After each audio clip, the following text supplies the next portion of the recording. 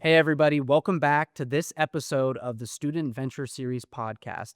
This is presented by Startland News and wouldn't be possible without our partnership with the UMKC Block School and Rainier Institute. And a big shout out to the Social Apex team for making this a possibility. Today, I'm here with Nhung, who is a student here at UMKC and building her own business in the Kansas City community.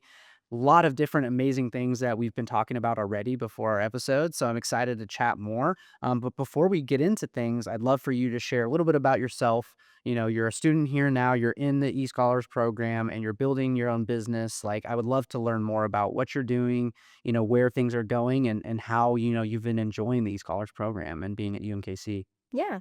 So, I'm a an immigrant. Well, my family and we came here when I was 9. Um, and I wasn't I grew up in Kansas City, but I wasn't a UMKC students to start. I actually went to Rochester University in upstate New York. Um, Came back here to pursue Origin, aka Nhung Coffee House, which is a traditional Vietnamese coffee house concept. When I came back, I started doing delivery to local nail salon businesses. I Nail salons is the bread and butter of every Vietnamese Mhm. across the U.S. I was a nail tech when I was in high school. I grew up with it, so that was where I started. That was where my customers is the bulk of our customers to today. And from delivery, we started doing pop ups in 2024, and now we're in the process of building out our physical store. We're done with building it, like the construction part, and it's just waiting on inspections. And then we have our soft opening and grand opening coming up in the next few months. That's amazing. Well, I'm a huge fan of Vietnamese coffee, so I love it. Talk to me about what prompted you to kind of actualize this vision for the coffee shop. Like, what maybe brought that idea to the forefront of your mind? Oh my gosh, so many things. So, when I was in high school, and we were talking ninth grade in high school, I started making bobas, Oh yeah. and I would sell it, like, literally same system delivery to people. Um, but I started joining the workforce when I was 14. Mm. Um, I s I've been working in coffee shops, tea houses, beverage industry since 14. So for the last 9 years, um, I've been pulling more espresso shots you can count. Yeah.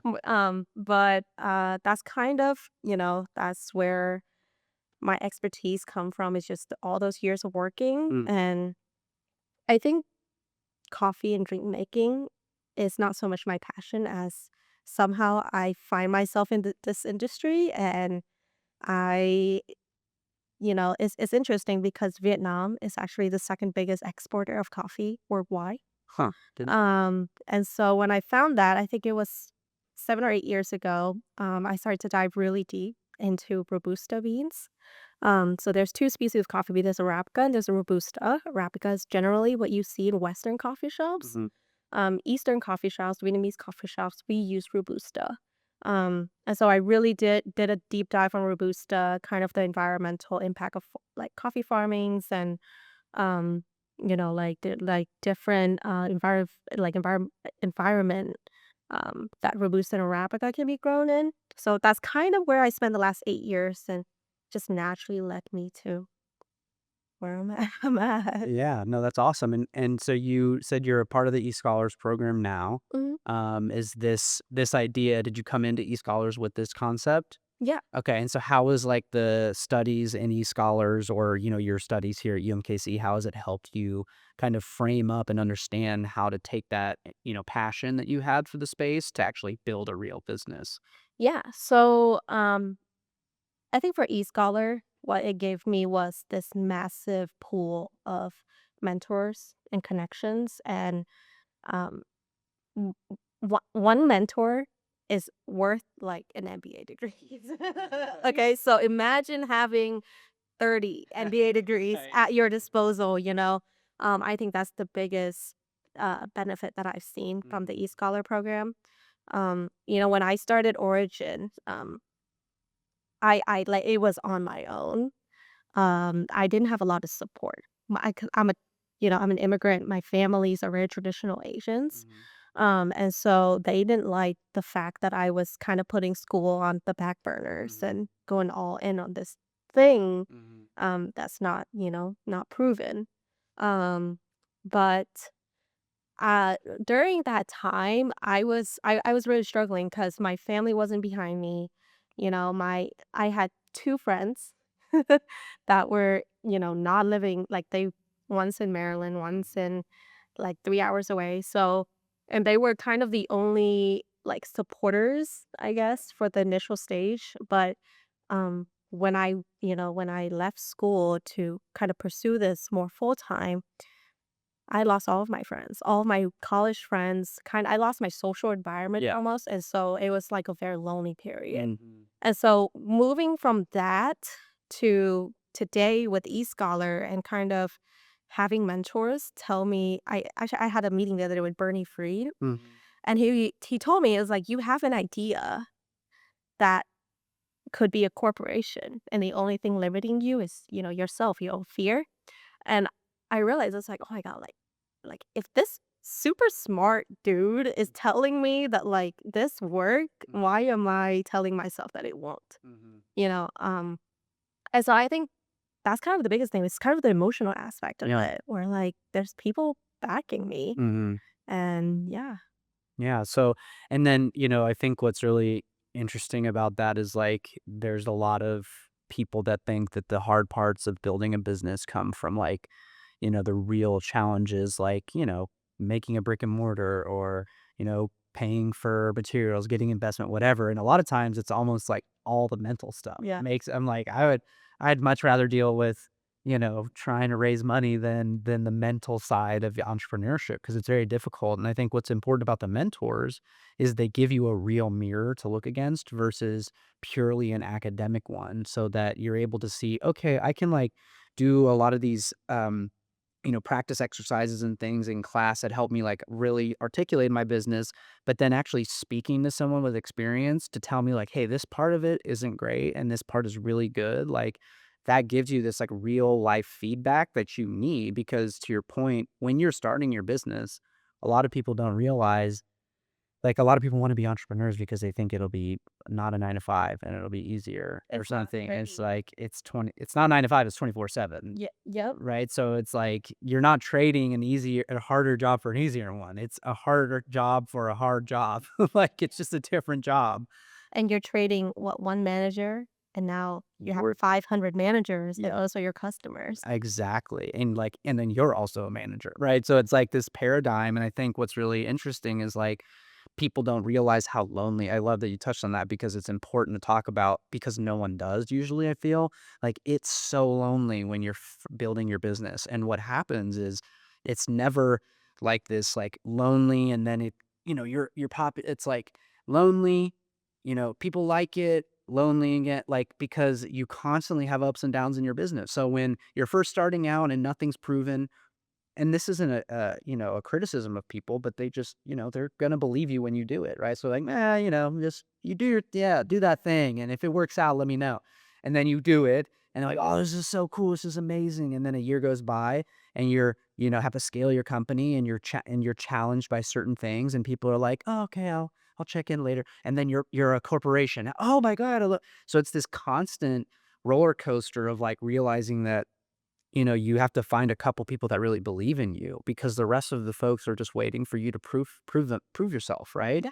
And I think that's like an important thing to remember and also to be humbled by in the sense that like people, your friends, even your family, it's hard when you don't have their support, but you also know that it's like you don't owe them. They don't owe you support, like you owe yourself that belief because like the only person that can do this job is you and like a couple people that you may find along the way. And so as long as you can believe in yourself and find other people that give you that, like that's all you need to do, right? Because it's like it's hard, right? Like parents, friends, childhood friends, like they may not believe or see what you're trying to build, but it's because they can't see inside your mind. Like, they just want the best for you and they just can't see it maybe. I think, you know how, like, people say, like, what kills an entrepreneur is giving up, Mm, right? mm, Like, the act of giving up and this, and I disagree. I think what kills an entrepreneur is if that entrepreneur constantly seek validation. Mm.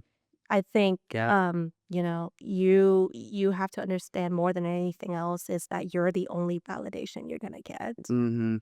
And validation will come without you seeking it. Yeah. And the more you seek it, the worse things get. And I think as long as you can give yourself that validation, that's gonna keep you going forward. Mm. And I think, when as immigrants, we like, especially for me, Vietnam is a very Confucius society. Mhm. It's very patriarchal almost. And we like when I was growing up, I was raised to be this obedient, like, Mm. if you're a girl, you don't do these things. You Mhm. don't try to surpass your brother. You Mm. don't try to, you know. The saying is, uh, uh,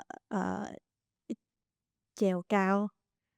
My mom will always say, oh god, I'm like blanking on what the idiom is, but essentially what it is she said "đừng trèo cao đừng trèo cây cao quá," which means you shouldn't climb too high on the tree, Mm. right?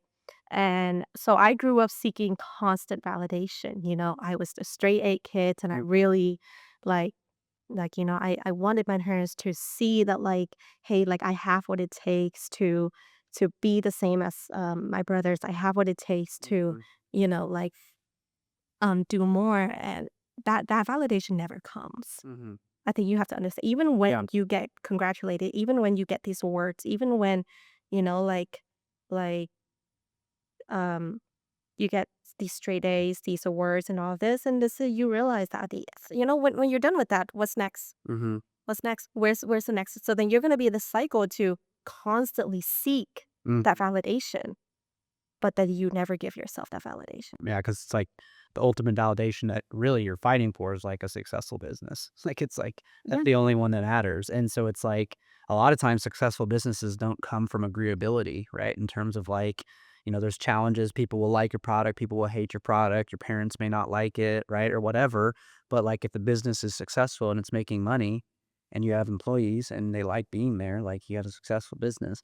Well, and I think it's really important to touch on because I think, like I'm a first generation immigrant, so I was born in the States. My father came from Soviet Union, so I had the kind of the immigrant hustle, family background, and just like seeing him like, start out as a mechanic and climb to be, a financial advisor, right? And he was always very much so active on like, building and growing his professional career, and then also making sure that I was like, hey, make sure you're going to school, asking great questions, doing this thing. And I think there's a really profound pressure on children of immigrants and immigrants themselves to take advantage of the opportunity that they have when they come to the States. So I'd love to know more about, from your perspective, how it felt knowing that one, you had to kind of grapple with the validation from your parents' side, but also grappling with the reality of like being an immigrant coming here to the States and realizing like I have the chance to do something great here. Like what was that? How did that shape, your personality and your approach to what you were building? Was it, did it bring gratitude to you? Did you feel pressure? Did you feel like what was those kind of thoughts in your heads as you were growing up? Yeah. So two words: guilt and shame. Mm. And I think there's every children, not every, but most children of immigrants, as well as immigrant children. Um, there's a phenomenon in our community called the parentify child, Mm. where you take on the parental roles as compared to just being a kid. Mm. And for me, that was, my parents don't speak English. So the constant, like, I was the first person to know any medical situations Mm. in my family. I was my brother and I, we signed a contract on the house. We signed a contract on the cars. And, like, I was 9. Mhm. Both my brothers, at that point, they were middle schoolers, high schoolers. Like, you know, Yeah. you're not supposed to do these days. Um, so I think for me, growing up, there was that immense like sense of shame and guilt Mm. because um, I I didn't know why I had to constantly do these things. But I almost rejected my life Mm. because why do I have to do all these things and balance, my life. But then at the same time, I had to grapple with the sense of like, like I have to have gratitude for my Mm, parents because like they sacrificed so much to come here. yeah. Um, and like okay, but when I think about the alternative, what does that look like? If I stay in Vietnam, chances are I'm not gonna go to college. Yeah. Chances are I'll probably be married off at 16, Mm, right? So it's complex. You're like there's always I think the emotions I grew up with was shame and guilt. The shame of like I'm not doing enough yeah. with the resources that they've given me, and this guilt of like I don't want to do all of this, Mm, Um, and I think as immigrant children, it's so hard to be able to detach from that. mm, And I think of my brain as like a piece of puzzle, right? You are the experience that made you, right? So there's puzzle pieces along the way when you're 9, when you're 10, when you're 11, maybe certain things your parents say to you, certain expectations put on you. Those is what those are little puzzle pieces that make up you. mhm. And when you try to do something that is so out of the norm, so backward from everything they've taught you, you literally have to wipe the puzzle, Mm, right? You have to break all that puzzle away and put in new pieces. yeah. And you kind of have to pick from your old pieces. It's like what work in this new piece and what doesn't work, you have to take that away, right? Yeah. And I think that's the hardest part when it comes to like immigrants, entrepreneurs, is the first thing you're gonna feel is shame Mhm. because you're like, "This isn't what my parents wanted for me. This isn't like I'm disappointing them. I'm a disappointment." Like that's the first thing you tell yourself. Yeah. And you have to stop and you have to be like, that, but that's not the puzzle that Mhm. I want, right? Yeah. And the puzzle that they want for me isn't the puzzle I want either. So now I have to make a new puzzle. So then, you have to really take out all those pieces, all that guilt, all that shame, and then build a new puzzle for yourself. Yeah. And I think like that was my first experience building up this whole thing was just trying to take out the shame and guilt. But now I don't want to say the immigrant experience is bad because I think, we as immigrants, we have such big appetite for risk Mhm. because when people think what's the biggest risk you're going to take, right? Mhm. Um Immigrants take the biggest risk. Yeah, they're leaving their home. They're leaving their home, they're leaving their family, they're leaving, whatever poverty they have. They're coming to this new country, they don't know the language, Mhm. they're starting from 0, they don't know the culture, they don't know the Language. etiquettes, like, I think that's the biggest risk that Yeah. anyone's ever gonna take, and, I took that I now, did I take that risk for myself? No, my parents took it for me, but I went through that process when I Mhm. was 9, and so, like, no risk seems that big, Yeah. and I think Mm. that's so unique to immigrants, Yeah. and I feel like there's a reason why a lot of small businesses get started by immigrants. I think we view immigration as an experience of immigration. There's a lot of pain, there's a lot of trauma, Mm. but at the same time, there's a skill set that we get from it that is Yeah. so much, that's, I think risk taking is the best skill ever. Yeah, no, I think it's very well said. Definitely, that's super, super profound to think about. And I talk with a lot of people about this type of topic, and I haven't ever heard it put that way. So I really appreciate that framing of it because I think it's, very, very helpful because, for me, even I know from my experience, like I wasn't, I grew up here in the States, but even growing up here, I grew up in a Jewish household, son of an immigrant from Russia. And so I have Russian and Ukrainian in me. And you have all these like, those guilt and shame that hit hard because like I feel that really true. Like it even not, knowing anyone that came before me, like I feel this immense guilt about these people that, even before our parents, like what they did so that their kids and their grandkids could survive so that we would have a chance to be here. And I think about that constantly, like, whether it was war, right? A lot of immigrants have to leave because war or years after wars, and you lose a lot of your ancestry to war and conflict and issues. And you think about all those people in the past that 100 years ago didn't even know who you would be. And you're like, and it just it's like another voice in your head. Like Yeah. you're like working and you're just like, oh shit, am I making a mistake? Like, should I do something What would else? my Like, ancestor think? yeah, Like it's your bloodline. You're repping them. right. Not only but you're their last line of defense. Exactly. Like, if you don't succeed, like, it feels like everything is on your shoulders. Like, if Hmm. you don't succeed, all those people that, sacrificed their lives so that you could have something for a person that they never even got to meet, Hmm. like, that pressure is immense. Yeah. And I felt that, and I didn't even have to leave my home country. Like, I was born here. And so I can't even imagine, how difficult it was for you to have to, like, help lead your family from a, you know, operational standpoint, really, like, you were kinda operating the business a little bit as a kid, right? Like, you were signing documents and everything, but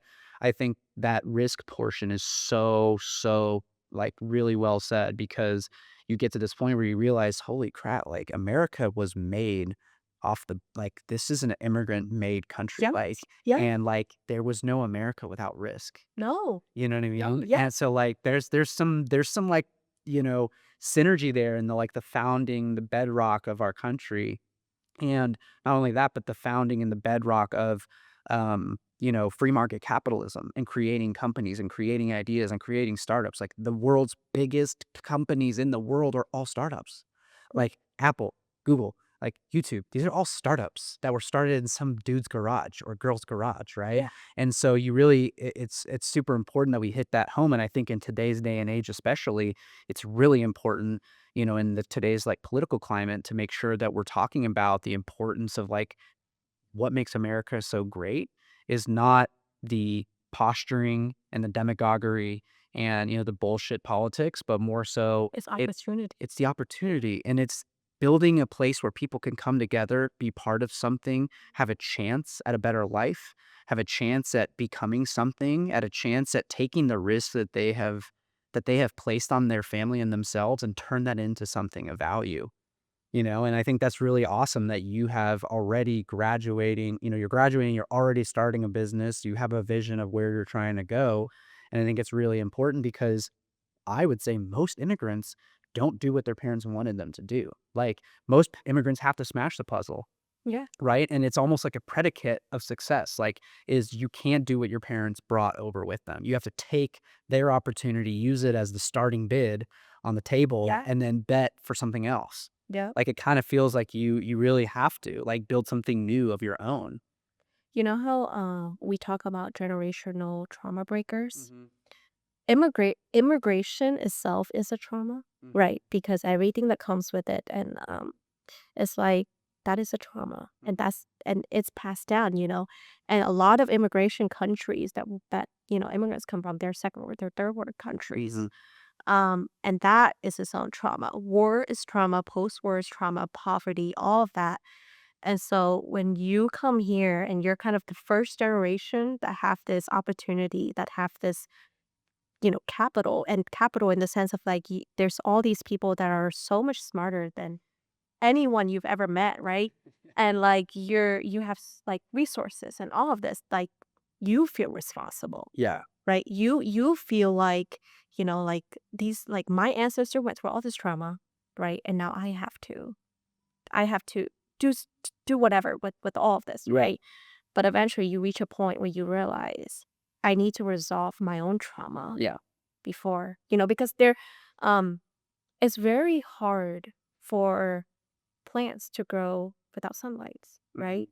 Obviously there are plants that can do it. They're like, if we're talking about the trenches of the marinara, Yeah.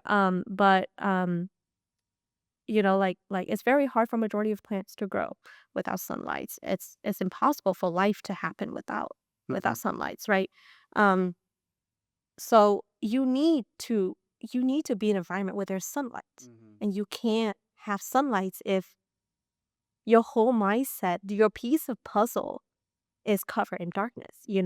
That's what trauma is. Yeah. So you have to work on that. You have to fix that. Mhm. And however different people do it, that depends on them, right? Yeah.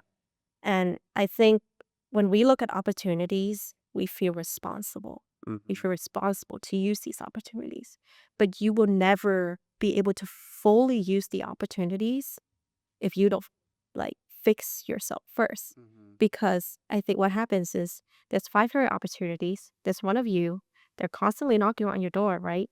But you don't hear it. because you're surrounding yourself with like all these different things, these feeling of responsibility, feeling of shame, feeling of Mm. guilt.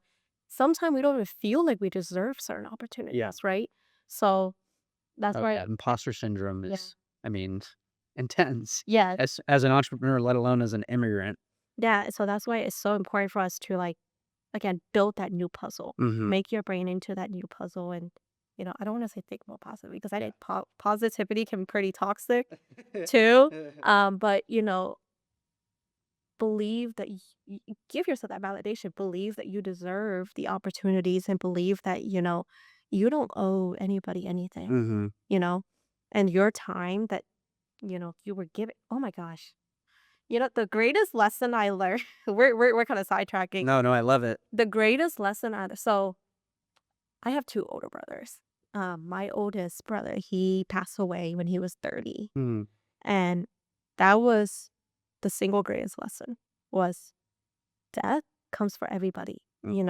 Like your life isn't guaranteed. Neither you or I can guarantee that tomorrow we're gonna wake up Mhm. and we're gonna, move on and do what we want. And we can plan, the next 10 years and we may never achieve it.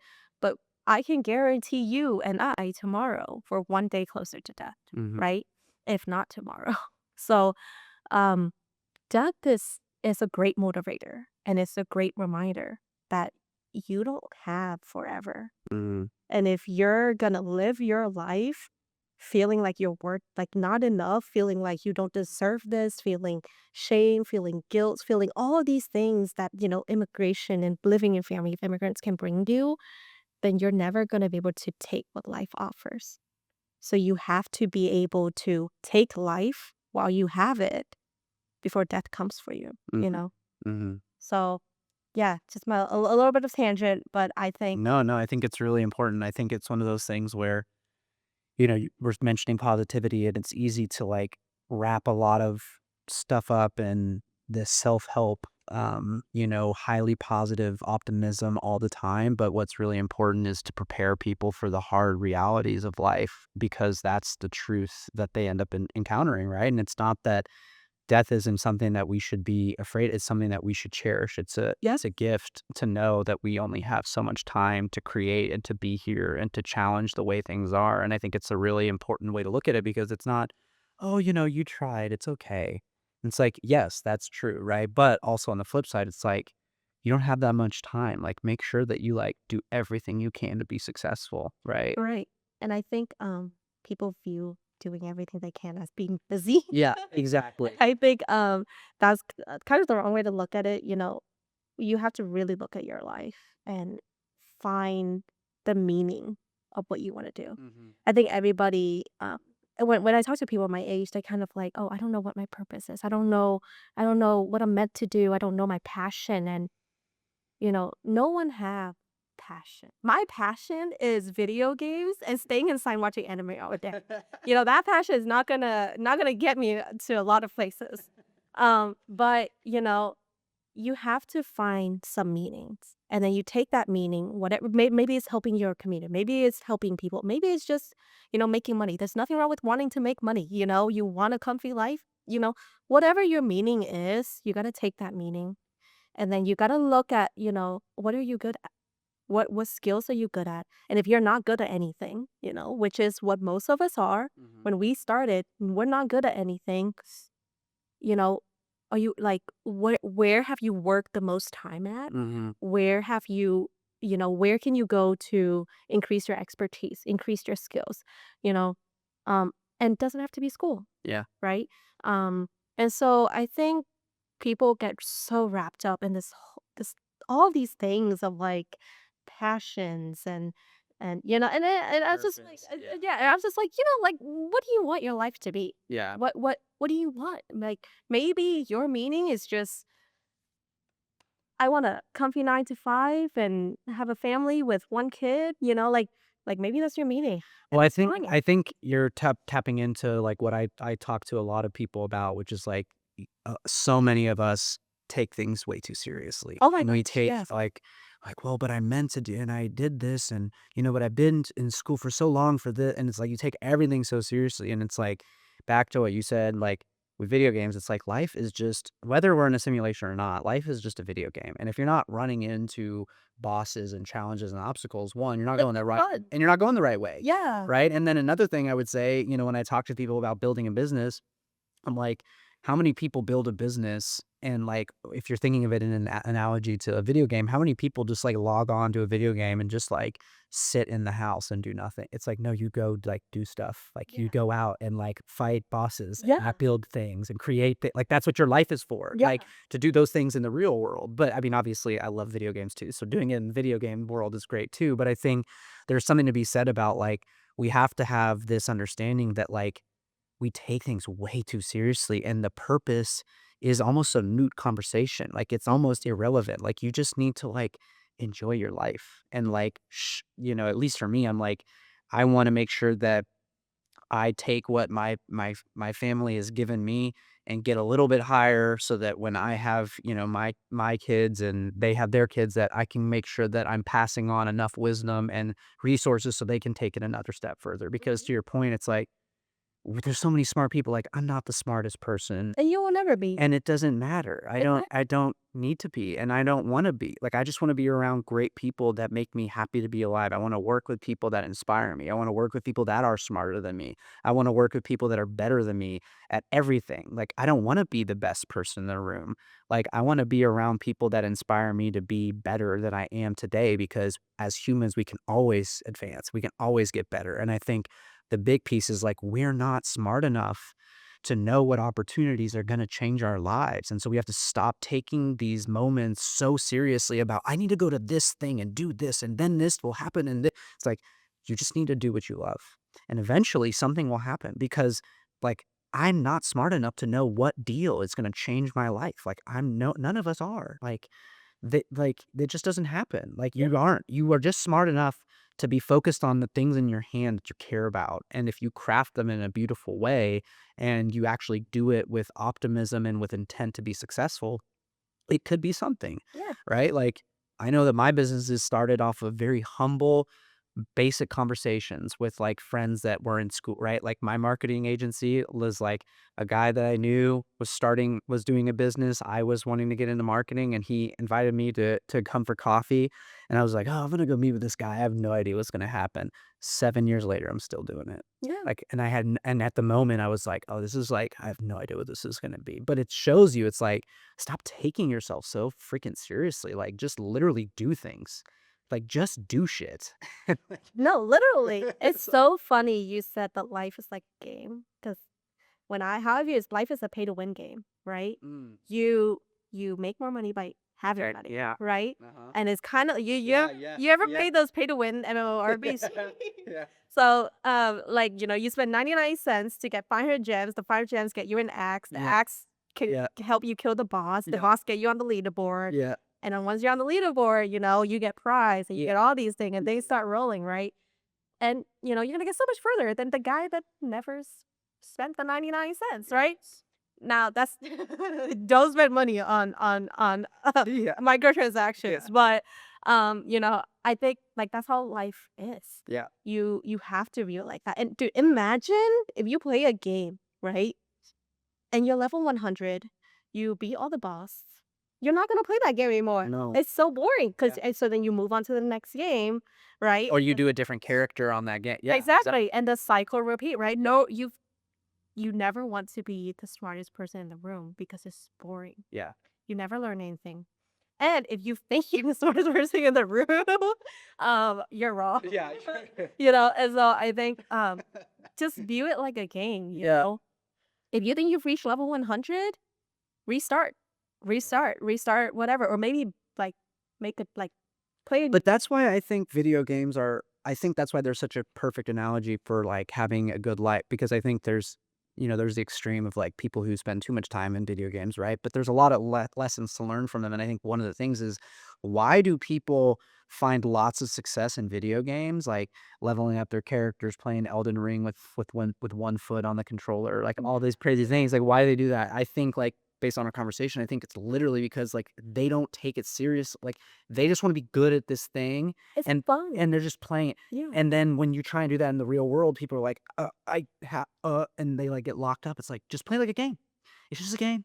Like you just go, and if you fail, you start over. Like when you die to a boss in a game, you restart and you Yeah. go again. Like it's the same with a business. Like if you fail at your first business idea, it's not like, oh my God, everything's done. Like just shut it down. Like we're done. Yeah. Like if I had done that, we would have been done years ago, right? Because it's like you have to know that failure is just like you just keep doing it again and Right. again. So I think that's really important. Like nugget is like people are so and like love leveling up their characters and playing in these video game worlds because it feels like there's no like downside to failure and it's like to take it less serious. But like in real life, the downside of trying isn't failure. The downside of it all is not trying. Yeah.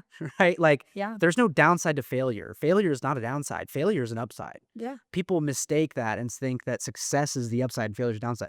I would argue that success oftentimes can be your downside because, like, you don't know what made you successful. When you fail, if you're paying attention, you know what to get better at. When you're level 100 and you lose to a boss, like, you have no excuses. Like, Yeah. if you're level 50, if you're still grinding, you're like, shoot, my wood cutting was too low, like, or whatever. Yeah. Well, I think we're social creatures, right? Mhm. And in a game, you know how long it took me to beat my first Elder Ring boss? No, I It can't was get past it. I can't even get past the it was first one. 54 times. I Oh remember. my god. It took me 54 times. I was playing on my brother's account. And failing in Elder Ring is like, who's gonna know? Who's gonna know that it I took mean, me. I'll know myself. Yeah, I yeah, like yeah. Like, well, it I'll hurt. know, but no one's It gonna hurt. that's all. Yeah. And so, but when you're the real word is like failing means it could mean money out of your pocket, and it Mhm. could mean a lot of money out of your pocket, And right? like public shame. Yeah, and like all these people, like you're starting a business, all these people already say, "Hey, you're not gonna make it. You're not," Yep. and then failing is like you proving them right, Yeah. but you don't want to prove them right, right? You want to prove them wrong because Yeah. fight is a good emotion, Yeah. is a strong emotion. But so like you don't want to fail, but at the end of the day, you can never prove others wrong if you don't like proving others wrong. I mean, proving you're right, right? But you're never gonna be right 100% of the time. Well, I think that's important. Like, I think to even add on to that, it's like you will never prove anyone wrong. Like Yeah. point blank period. Because like they will always have a thought in their mind about how you are not enough or you Right. couldn't do this or you aren't this and so and so. And every successful business person has a bunch of haters and everyone has haters and you know what I mean? And so it's like, I think even on another level, it's just like, you can't take it so seriously because like everyone who doesn't like you or doesn't like your business is either going to like it or not like it later. And it has nothing to do with what you're doing. Right. And then people that like it are the ones you're looking for. Like you want to attract and take care of. It's like, in gaming and esports, a great example is like there's so many trolls online, right? In gaming and they love to talk crap online. But it's so easy to focus in on that and notice all the haters when then, some of my team is always like, I love my teammates are great and like some of the things that one of my good teammates, Matt, has always said is like we have to focus on the people that like love what we're building and want to be here and like ignore the hater energy. It's like we got to focus on the people that love what we're doing because we're fighting for them, not for the people on the other side. Yeah. And so it's like no one that doesn't like you, you're going to change their opinion with what you do or don't do because they're going to like you when you do something well. And then when you do something that is good for you, but maybe not good for them, they're going to hate you again. So it's like you just have to fight for the people that like actually know you, right? It's like the people that like grind to like pay for all these flash things on Instagram and their family is like still it hasn't paid their mortgage. It's like take care of your family. Like they're the only ones that actually know you. You know what I mean? No one knows you better than yourself, Yeah. right? So again, back to that whole thing. If you're gonna seek validation, validate yourself first. Yeah. Because, dude, you wanna go find haters? There's so many of them, and you wanna go find supporters, you'll find them too. But at the end of the day, you're the one going to bed, Yeah. and you're the one in your coffin, Yeah. So how are you gonna feel when you're on that last day of your life? Yeah. Like it's not gonna be about the haters, and it's not, but the supporters, they'll be there. Yeah. But still, at the end of the day, you're alone. Well, and yeah, I mean, and I think even on top of that, it's like you wanna finish your journey knowing that like you're passing the baton and the people behind you have like a have the potential to run with that baton, Making your mark. right? And like I want to know that like when I'm done, whenever that is, that like I've done enough to pave the path so that someone can, take it a step further, right? And like that's the best feeling, to know that like you're gonna have regrets. You're gonna have things that you wish you did or hadn't done or would have done. But as long as you know that like you did everything you could and you gave people that you care about a chance to succeed at what they love, like that's all that really matters, right? And I think that's the beauty of like what immigration has always been about, which is like immigrants don't immigrate to make their lives better. They do it for their kids. Yeah. They do it for their kids' kids. Like they're the most selfless people that I know. In a lot of times it's like these people come and they risk everything and they don't even know where to go or what they're doing, but they know that taking that risk is what's best for their family. And oftentimes their kids end up winning, and immigrant kids, sons and daughters of immigrants often end up winning because that belief like in the family, in the unit. So I think it's a very profound thing, and I think, we had a really awesome dialogue, and I really appreciate, all your advice and time, and definitely I've taken a lot out of this conversation, and I hope folks watching this will as well. But as we kind of come to a close, I'd love for you to share maybe just like your last thoughts on like if you were speaking to other people that maybe were in your position, whether they're, new immigrants to the States or they've been here or they're first generation immigrants, whether they're starting a business or not, like what would your advice be for them to go after the things that they care about and that they love? Like what would your parting advice to those people? Just like thinking about all your best advice, what would be the best one that you'd give? It's so hard to say advice because you're barely making it, right? You're barely getting through it. You're like, who am I to Yeah. say things? There's that shame, there's that guilt. But oh gosh, I think for what I can speak with is for immigrant children, right? When like sometime it'll feel like there's no way out, right? There's no backing, there's nothing. I think at those times you really have to think like how do I want to live my life? What's my legacy, right? Because Mhm. we like in my culture we think so much about ancestry and ancestors and like what do I want my ancestry legacy to be for people that are 4 generations down the road, right? And whatever that is for whoever's out there, you use that as your motivation. And, I think for me, it's always death. Death is a great motivator. Show up, show up, and use that as your motivator. Because oh my gosh, people always talk about showing up, right? Like people think showing up is like you have to do so much. Me showing up is literally writing one email Yeah. some days, and maybe what's that in one text. Exactly. Like it's salt, and so Like don't take yourself so serious. It's like yeah, just send that email. yeah, exactly. And so I think you know, we don't want to talk about death, and we don't want to talk about the ending of life, but like it is a big motivator, and use that. What's the legacy you want to leave behind? Away from your parents, away from all these expectations. What is the legacy that you want to leave for your kids and your grandchildren? And Mhm. or I don't know, maybe you don't want that. So what's the legacy you want to leave for Yep. the people that are still alive when you're gone? Mm. So I think that's where people will find their meanings. Yeah. Because it's so hard to talk about passion and all this, and I'm just like, what's your meaning? And then they're like, I don't know. Mm. Like, and it's just like, well, what do you want to leave behind? Yeah. And I think, try to not shame yourself. Try to not guilt yourself because we are our biggest critters, Mhm. right? Not critics, Mhm. right? And we're more harsh on ourselves than anyone else will ever be on us.